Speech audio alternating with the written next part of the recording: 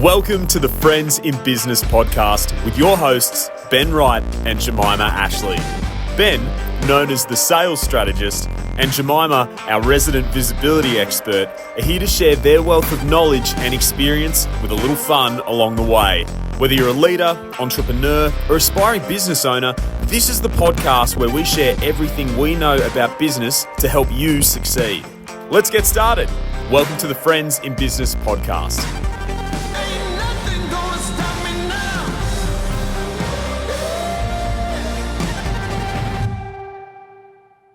Ben, how are you? Hello, Jemima. I'm really well today, thank you. How are you? I'm good. I'm really excited about work at the moment. It's a very busy time of year this time of year, isn't it? Well, for me, it's busy because I'm still warm. I'm not taking 2 hours of every morning to thaw up. So yeah, I'm great up here. I honestly think, as people who are watching this video at the moment can see, we're doing a Zoom call for the first time. This is the first time I've not been sitting next to you while doing a podcast interview. And it was a little bit like I woke up this morning cold and I was angry about it. And I was like, all I want is your daughter to come in and wake me up, because that's kind of our routine there. And your wife hasn't cooked me breakfast and I'm sad about it. Well, my daughter's in trouble at the moment at school for the first time. She is too chatty. Would you believe that a child of mine is being labelled as too chatty during class? I've met her and I can believe that very much. We have a one-way conversation. I mean, we talk the entire time. I say nothing, which is, for listeners of the show, know that that's got to be like a magic trick to get me to shut up. But yeah, I'm not shocked by that. What is she chatting about? That's the important part. I don't know. You're absolutely right. She can talk about anything. In fact, she would be an amazing podcast fill-in host if we ever needed someone to talk about chocolate chip marshmallows, crackers, or the importance of Paw Patrol on TV. Paw Patrol is important. I agree with her actually on this one. They're saving the world one doggy biscuit at a time, that crew. I love them. Have you had Bluey in your house yet? Bluey was a staple, and I think Amali's jumped from one type of hound to another. I don't know what's better. Bluey's certainly more successful. There's even a Bluey exhibition in Brisbane these days. But she's definitely leaning in heavily on the I want a puppy theme here by going Bluey. I was going to bring this up because obviously we know birthdays happen. We know Christmas is definitely coming. I think it's time. Yeah, and her birthday's not for another 8 months, but we're getting, every second or third day requests to, here's what I want for my birthday, Mum. Well, guess what I'm going to be bringing up every time I see it. I would love for you guys to have a dog. It's the only thing your house is missing, honestly. There's a pool, we get to hang out, there's breakfast involved. We always have like fancy pants dinners. And then I'm just like, there will be a puppy there that I'll never leave, actually. Well, if it scares the snakes away, I'm happy. But speaking of guests, wanted or unwanted, Jemima, today we have a very much wanted guest on this show. Andrew he's a really good friend of mine. He's someone whose advice and counsel I've sought multiple times over the last few years, which surprisingly he's actually been happy to talk to me. He's always open to have a chat with me when I need it.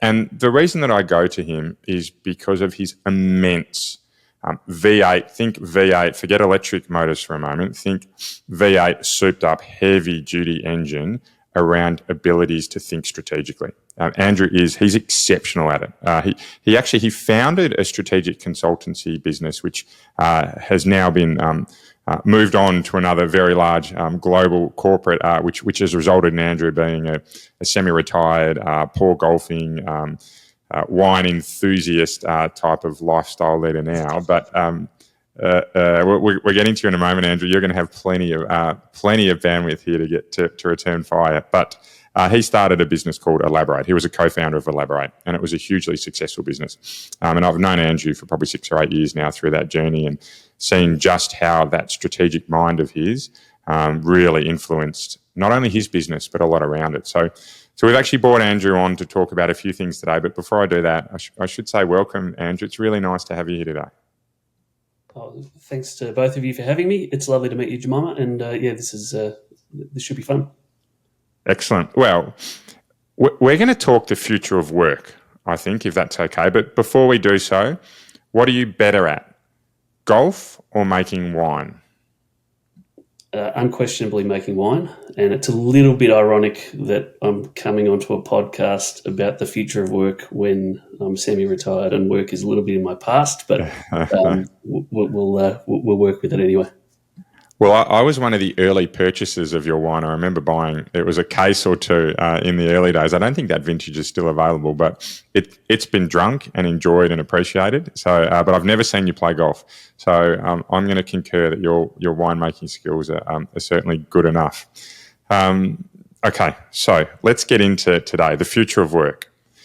As we record this podcast, we are seeing mass adoption of AI tools globally. I think it's gone past the early stages of what's our strategy on AI at a CEO level, and then the CCO or the CIO or the CFO running away going, great, I've just purchased this great SaaS tech piece of whatever it is, and I'm going to roll it in and we're going to be amazing at it, to now some really structured thinking around how do we actually implement AI and really change the future of how we work. Right now, that's also coupled in with more decentralized working conditions and some significant changes globally, not just at a political landscape, right, but around how money is flowing around the world. And these are all topics that Andrew and I have discussed over the last few years.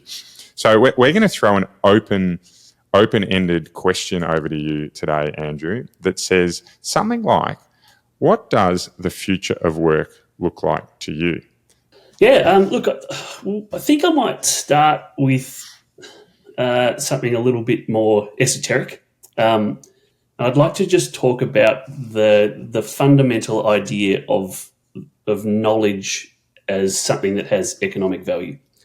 So I suppose I built my career around the idea that I was a pretty good strategic thinker, and like I was pretty quick at picking stuff up and I could learn things relatively quickly.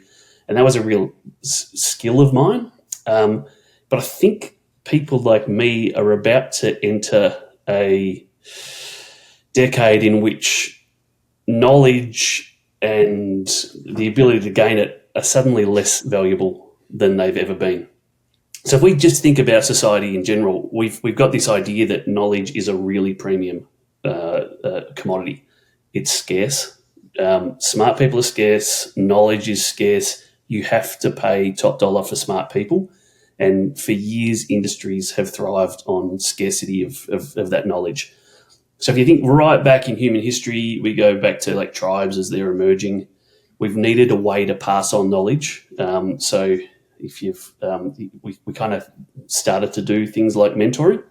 So if you've got a sporty kid that's growing up, you're going to send them off with the hunters. If you've got a really diligent, hardworking kid, maybe they go to the foragers. And if there's a kid who's a bit weird and likes to eat purple mushrooms, maybe you pair them up with the shaman and they learn how to be your next shaman.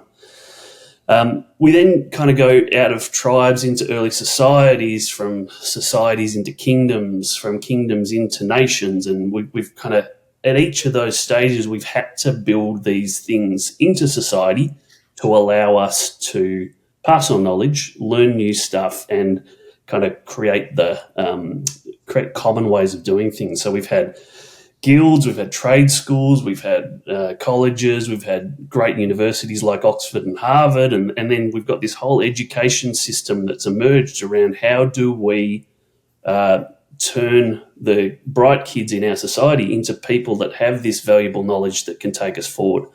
I've got a quote here from Peter Drucker: "The wealth of a nation lies in its people and the knowledge that they possess." I think that's true, and I also think that the companies that have really thrived over the last few centuries have been the ones that can find and develop the best talent, because talent tends to win. Yep. But now AI is going to flip the table, right? Like AI is going to flip that all on its head. You can now buy a thought from the equivalent of a grad student at a good university for like cents in the dollar. You can basically go to your ChatGPT session and ask a question, and you will get the equivalent of a response from someone who's been 2 to 3 years in university for maybe 4 cents. If you think about that from a societal perspective, it used to cost society 12 years of public education, 3 to 4 years of higher education to build someone who could give you that answer. And now you can get it for 4 cents. And AI tools are emerging at a faster and faster rate. Like, they're not just standing still, they're getting exponentially better. So it's going to get to the point where you can get an answer from a top mind, I estimate within the decade, for very little at all. At which point is knowledge as much of a commodity as it used to be? And what does that mean for all these systems and structures that we've built in society around the idea it is? First time we've had a shaman mentioned on the podcast. So thank you, Andrew. I'll just take a moment just to level up on that one. We should get a shaman on the show, actually. We should get a shaman on the show, actually. All right, we'll put that on the bucket list. The bucket list of silly ideas that Jemima's brought forward. Andrew, I just need a second to sit with that, because it is one of those things that I had never considered. We're basically replacing. I very much understand. You've just blown my little mind a little bit here. Is that education has always been a business, but more importantly, it's always been something that has leapt people forward, and how instrumental it's going to change, and fundamentally it's going to shift the human race, which I don't think I had fully put my head around. And I think most of our listeners are probably doing the same thing, that having this amount of knowledge, this amount of information at our fingertips, and arguably it's always been there. There were always, in the last 10 years, we've seen the rise in things like blogs and YouTube tutorials and how to do anything. It wasn't you need to be an IT specialist now. You can go to YouTube. Why is my backspace key not working? I didn't need to take it to a specialist. I could figure it out by myself. The education was there. It's now literally click button though. And it is. Why is this happening? This is what's going on. And I think, while it is also brilliant, there's also some real pitfalls that I think will come with that. Yeah. Yeah, and look, it's kind of, if your sense of self is built around the idea that you're an expert in something, like if I've kind of built my whole career around the idea that I'm an expert at accounting or at finance or at something else that's kind of an intellectual pursuit, what does that mean for you if suddenly the tools are smarter than you are? So I think experience is still going to be hugely valuable. So the mistakes you've made applying knowledge, but the knowledge itself is going to be less and less valuable as these tools step into that space. Okay, so we're talking about knowledge being at less of a premium than before, but it sounds like in your mind experience still remains very important. What does that mean from a practical application, and I think in particular around the development of AI and I guess the investment that's going to go into that? Yeah, so that gets really interesting. I might segue a bit. So development of AI is going to get really interesting because the AIs themselves are getting really, really good at software development. And I'm not just talking kind of normal human levels of good at software development. I'm talking all-star levels of good. I'm going to tell a story about a Boston Celtics player named Brian Scalabrine. I'm not sure if you've ever heard of him, Ben, or whether you're into basketball at all. I'm not a basketball fan, but there are billions of people globally that are, who I think plenty of them are going to want to hear this. So yeah, please go on. Yeah, okay. So he was often joked about the worst guy in the NBA. He's like this tall white guy. He's got red hair. He's not particularly basketball-y looking. Anyway, he got challenged online by a bunch of Division I players who said that they could beat him one-on-one. And his response was something along the lines of, I might not be the best NBA player, but I don't suck compared to you. You suck compared to me. I am closer to LeBron James than you guys are to me. And then he kind of got together with them and he played this game against them and ended up beating 4 guys one-on-one, like just smashed them. And that kind of, I think that's a really good example of how humans are not there's not a normal bell curve like distribution for human talent. You've kind of got the average person, and then you've got someone who's good, but then you go out, and as you get better and better at something, whatever the human pursuit is, the gap between one level and the next level is about the same all the way up till you've got someone like LeBron James, and he's that much better than the next guy on the roster. So it's like this really long tailed curve, and the peak of human performance is right up the top end. So OpenAI has told us that they've got a model that they haven't released yet that is a top 7 competitive programmer in the world. So it's better than it's better than all but 6 of the best human programmers, and that's a model that they've got that they're using internally. All-star level talent, so not just kind of the best of the people. Like I would never have gotten to work in Australia with a top 10 competitive programmer, because they get sucked up by companies like Google, like Meta, like DeepMind. Like they go to the best companies in the world and they get paid 7 figures to do their thing. To have that sort of ability in the tool and the ability to spin up hundreds, thousands, like it depends on how many processes you can throw at the problem. If you've got a top 7 competitive programmer, you can spin up 100 of them, and they can be working on developing the AI further. So we've broken the human constraint in building the tool, and now the constraint is how much processing power can we throw at it to improve it. And eventually it's going to be, it won't even be humans guiding the development of these things. They will be taking themselves and iteratively improving them. So it's really hard to get your head around how fast these things will move as we remove the humans from as the constraint in the process. They'll just get exponentially better.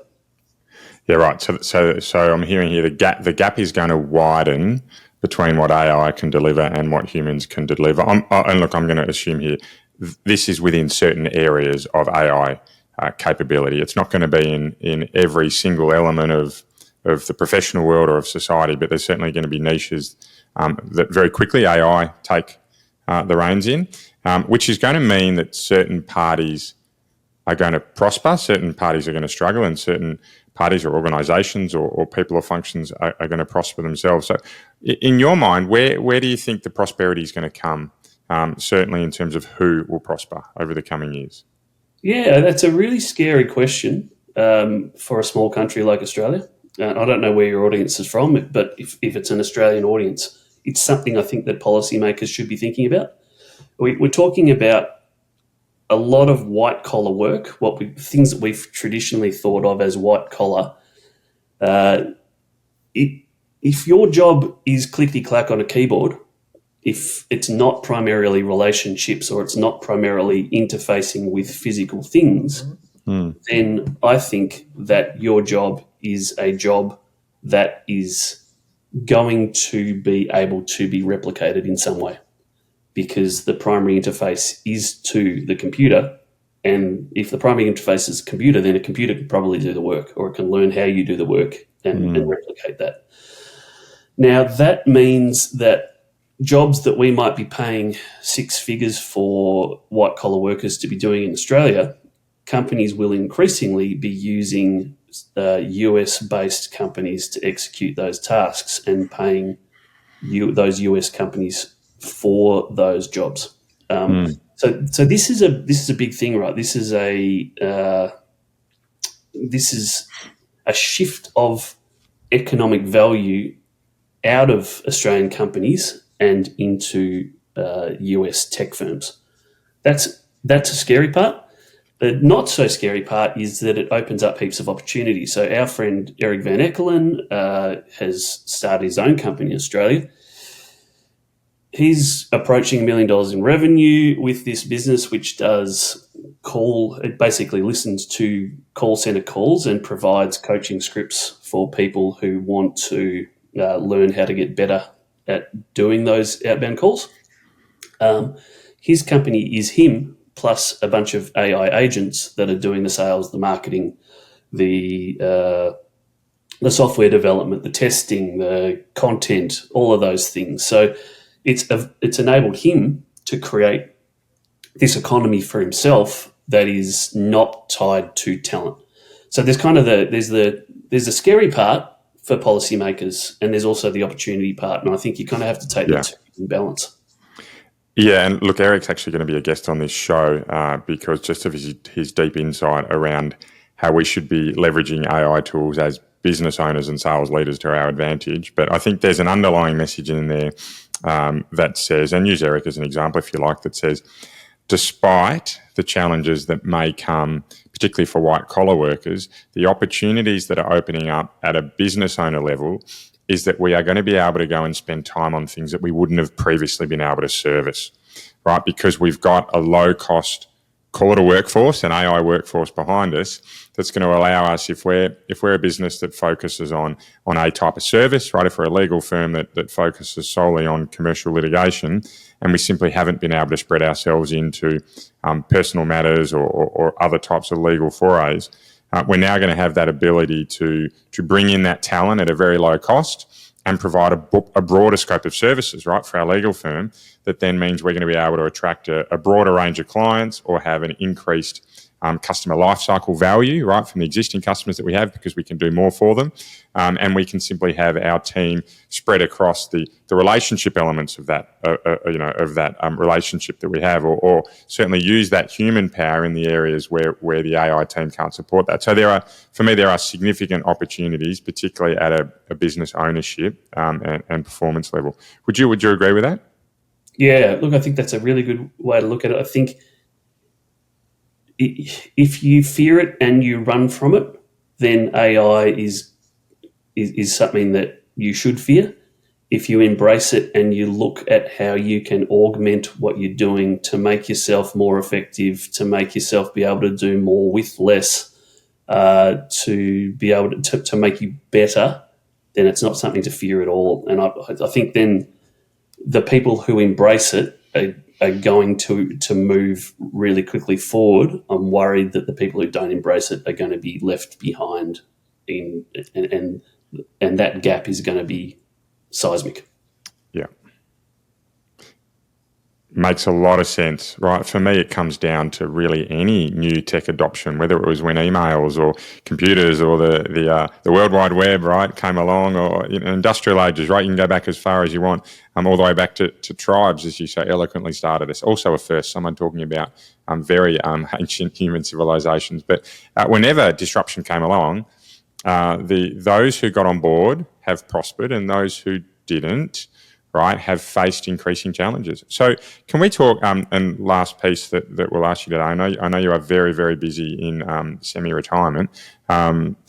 What do you think this means in a context for businesses? I focus very heavily on sales strategy. What do you think this means for businesses in a sales context? Yeah, look, I think the interesting thing about sales is that I don't think that the core idea that business is done between people is going to change. So I don't think that the idea that the relationship makes the sale is going to fundamentally shift. And I think that's why sales professionals can be more confident about what the future looks like than maybe some other white-collar professions. But I still don't think that things aren't going to shift.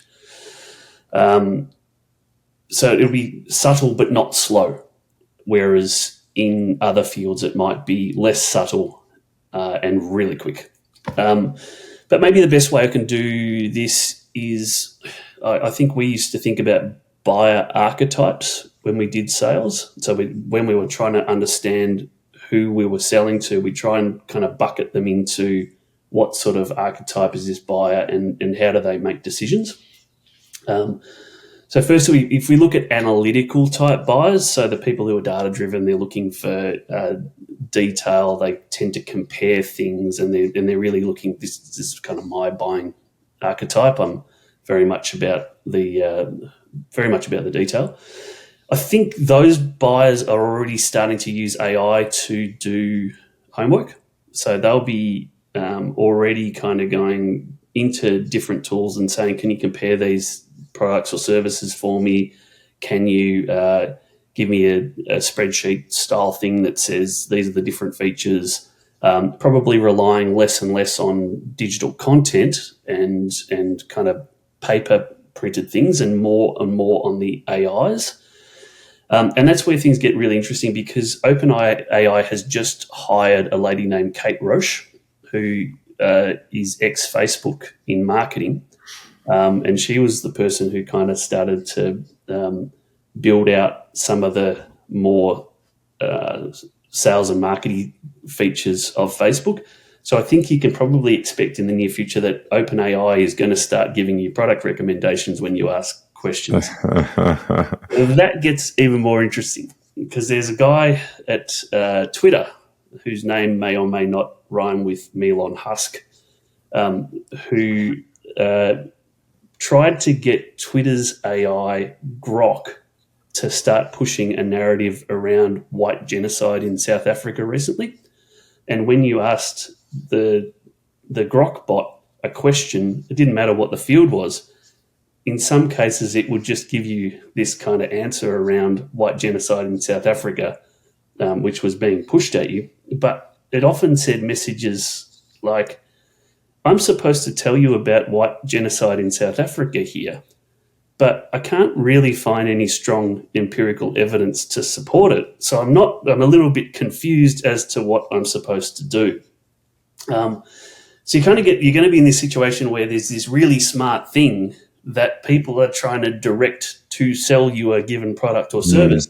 But it might be like, if you're trying to push a not particularly good, maybe it's a Jeep model car. If you're trying to push a Jeep and the AI knows that empirically the Jeep isn't a great car to sell, maybe it's going to give you some really kind of curly messages around Jeeps. So that's interesting. Then you think about the emotional buyer architect type, the people that are kind of influenced by identity, by brand, by status. So I'm invested in a company called Fabulate. A good mate of mine runs that, and they've been focusing on how do they make the influencer ecosystem really easy for brands to work with. So they're going, how do we make sure you're choosing the right influencers? How do you make sure that those influencers are not going to suddenly come out with like something chaotic that's going to ruin your brand? How do you build a narrative with those influencers, and how do you storyboard something up and work with them? That's been really successful. Now we've got kind of these AI bikini models who are emerging, and they're not real people, but they've got followings. And I expect in the near future, you're going to have like an AI bikini model selling products and services to people based on AI scripts. So it's like the AIs are stepping into that kind of emotional space as well. And then if you think about the social buyers who are driven by peer validation and by what their friends are suggesting to them, then you think about Mark Zuckerberg, who came out recently and said, Americans have on average a demand for 15 friends, and they have a supply of 3 real friends. So we'd like to fill that gap with AI friends, which is terrifying. I don't really want an AI Mark Zuckerberg clone being my friend. But if you're starting to build social networks that are not fully human, you've got your human friends and your AI friends, and your AI friends are people that you trust and rely on, then that's going to start feeding into the sales question as well. That's kind of crazy, right? Like, doesn't matter the buyer archetype you're thinking of. There is things that are coming in that are going to change the way that they think and the way that they buy things from you. So I think as a salesperson, the big concerns. What if you're selling a product that's not up to scratch? If you know that the product that you're selling isn't quite as good as what other people are selling, which sometimes you're asked to do in that game, right? Like, you've got a product that you know is inferior, but it's your job to make it sound great. How are you going to how are you going to be able to do that in a landscape where information is so readily available? All that said, I think, salespeople, it's still a relationship game. I think you told me, Ben, that really smart people don't necessarily make great salespeople. So maybe this is a period in which people who are great at relationships, who have that emotional intelligence, who have that natural authority, are just going to thrive, whereas the people who rely a little bit more on smarts are going to struggle for a bit. Yeah, certainly. The higher the IQ does not mean the higher the sales capability, but when you combine IQ and EQ, that's a very different game. But okay, so what the messaging I'm hearing here is there's some warning signs in there that says the way of selling is going to change, and competition for salespeople and businesses is going to move. It's going to move on to AI generated, whether it be competition or influence. So we need to be making sure that whatever we're doing, we're embedding into our business the best of AI where we can, but we're also learning how to create relationships or create value or quite simply just sell against these type of models that are coming. So it's an evolution of our offer and an evolution of our sales process. Right? That is all infinitely doable. None of that sits here and worries me as a 20-year kind of sales professional that can't be done, but it certainly says to me, get busy. Get busy evolving that offer, get busy evolving your process so you don't get left behind. Jemima, anything for you before we let Andrew go? Yeah, probably the biggest takeaway from that, and just to absolutely echo exactly what you said, Ben, it's like get on board or get out of the way. This is a new technology. This is the I guess our equivalent, and will be seen as our equivalent as electricity, as email coming in. It will be, it is something, a technology we're not going to get rid of now. We've seen in the last, 18 months, Will Smith eating spaghetti all the way through to, can you help me write this document, and doing a better legal case than I could have ever done, despite doing 3 years law. I think what's interesting about this is the adaptation of it. The other thing I really liked hearing, Andrew, and thank you for this, that we can actually use the technology to replicate people. So I can actually, what I'm hearing, I can get rid of Ben as the co-host of the podcast. We can get a new one in. It's going to be really good. No, I did fall into a trap of watching a 60 Minutes news report with this woman who was dating an online AI and was in a serious relationship with an AI robot. And it was just like, it's a one you can download, it's a boyfriend. And seeing the amount of people that are using this technology to fill gaps in their life, no matter what the gap is. And that for me is really interesting about where this is going. It is not just sales. This is a whole life could be changed by using this. Yeah, awesome. Well said. I'm not saying it's a good idea, by the way, guys. That is not what the takeaway is. By no point was that it. I'm just saying people always find a way to use things to whatever the gap is. Yeah. So Andrew, thank you very much for today. I think we could talk about this for a seriously long time, but in our promise to keep these podcasts short and punchy, there's some great takeaways in there, plenty of things to think about. For those who want to discuss it more, you know where to find Jemima and I, because at the end of the day, we are your real friends in business. We are your non-AI generated friends in business, and we can't wait to catch up with you again next week. So thank you, everyone. Bye for now. I've been tried, and I've been tested. Thank you for listening to the Friends in Business podcast. This episode was brought to you by your hosts, Ben Wright and Jemima Ashleigh, recorded in beautiful Noosa, Queensland. For more insights and resources, visit Ben at strongersalesteams.com and Jemima at jemimaashleigh.com. If today's podcast has helped you, we'd be so grateful if you could leave a review and share with someone you know. This will help more people in the world benefit from the hard work we're putting in to bring you the best content we possibly can.